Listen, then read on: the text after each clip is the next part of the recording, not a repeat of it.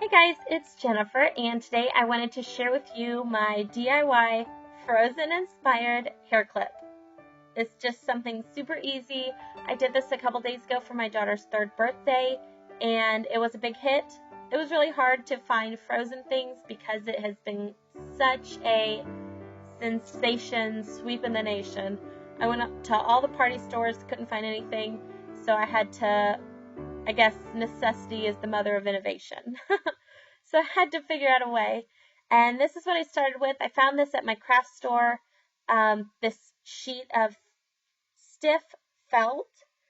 And it's a tie-dye pattern, but once I do my cutouts, I don't think you can tell that it's a tie-dye pattern, but it has this sort of teal blue and purple and white, and I thought that the colors were really fitting for a Frozen theme.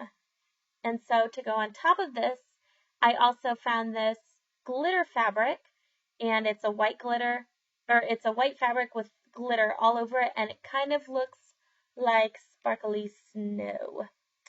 At least that's what I'm going for with it. So this is me showing you that the first one is stiff. It is not a limp fabric, it's very stiff.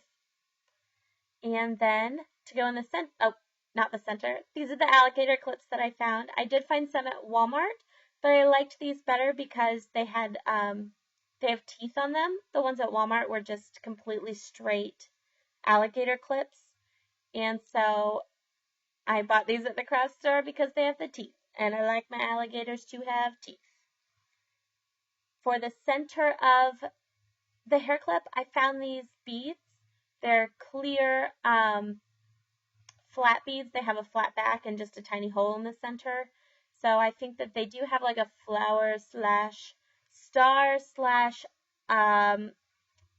snowflake-ish look to them, and they sparkle just the right amount, and I think they look great. So the supplies, you need that stiff felt, a sheet of the glitter fabric or any combination thereof, alligator clips, clear flat beads for the center, stapler, glue gun and glue sticks, and scissors, cardstock, that's for our template, and a permanent marker, which I did not put in the picture. So, the very first thing we're going to do is to make our template, and I based this off of a regular octogram, which is the picture in the lower left, instead of a snowflake, because mainly it was a lot easier to cut out. And so I cut a length. You can see that I've done a couple practice runs, but when I finally got it, it was a length of about a 1 inch by 6 inch. Fold it in half, so now it's like a 1 inch by 3 inch. Don't worry about cutting it in half, just fold it. And then in each of the ends, cut a right triangle out. So just a 45-degree angle inward to make a right triangle. And those are each going to make half of our octogram, and you will see in just a moment what I'm talking about. So we're just cutting inward. It kind of looks like a little, bottom of a ribbon. And when you cut the second end off, it automatically cuts it in half. So you don't have to worry about cutting it in half. So then I turn it perpendicular and I staple the center. And I chose this because it's easy, and I think it's common knowledge now that Frozen was inspired by Norway, and the Selbu rose or the Selbu star is from Selbu, Norway, and this is a really popular silhouette in knitting, especially Norwegian inspired knitting and style knitting, and it's one of my favorite shapes. I guess if I had a favorite shape, this would totally be it. So the second one is for the inner Selbu rose. So it's just a smaller version. It's probably 3/4 of an inch by 5 inches. Not crazy small. It's just slightly smaller so that they don't completely overlap each other. And then do the exact same thing. Fold it in half, cut off the edges at right angles, and turn and staple. So then we have 2 templates. This is the back of our tie-dye felt, the stiff felt that we did, or that we chose with the Frozen colors, but the tie-dye theme. And we're just going to trace our template, obviously, with our Sharpie, which I did not picture. And Here's some movie magic. No, this isn't movie magic. This is legitimately how fast I can trace. I do it for a profession.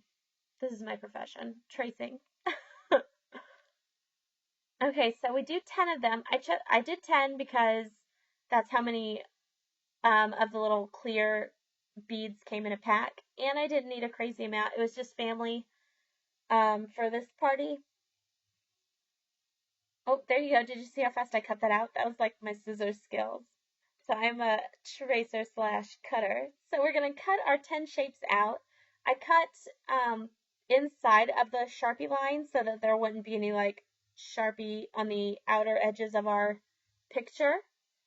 Then we do the exact same thing to the back of the white glitter fabric. We just trace the smaller star.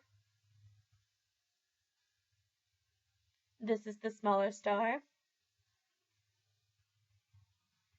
And then we cut it out.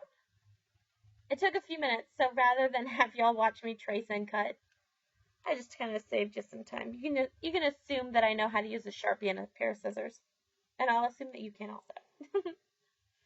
Okay, so this is all their supplies. Those are the flower beads that we're going to stick in the center.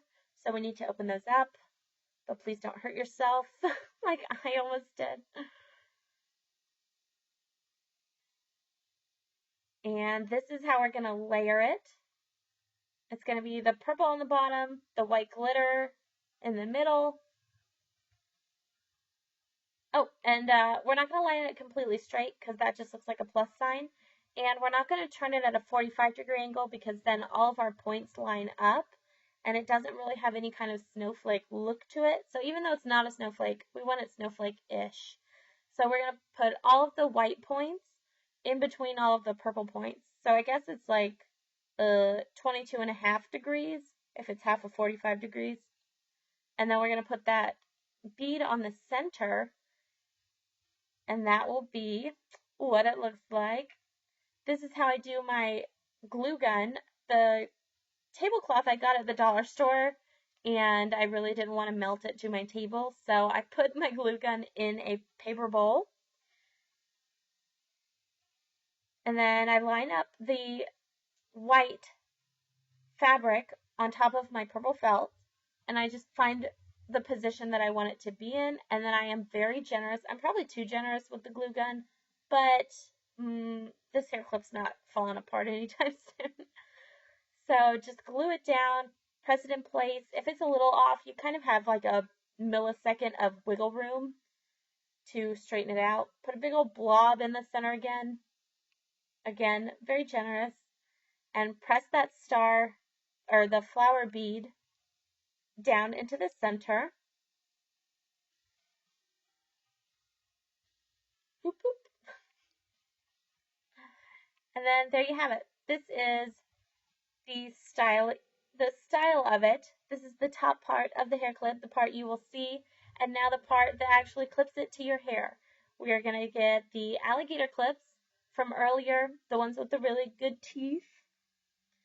And then once again, I'm very generous with the glue gun, so rather than put the glue on the alligator clip, I just put a big old like fat chunky line of glue across it and press the alligator clip in, hold it in place for a few seconds, and that kind of gives the hair clip a little bit of a curve so that it like looks more natural against your head.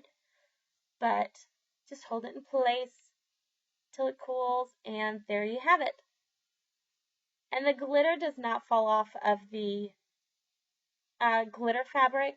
Like there's not a lot of fallout, and so it just is very clean and purple and blue and white and sparkle. I like the way that the glitter and the crystal bead work together. I think it looks really good. I really hope that you guys enjoyed this. It was super easy, super fun. It did take a few minutes, but everybody loved it. So I hope you did too. Have a good day, guys. Bye.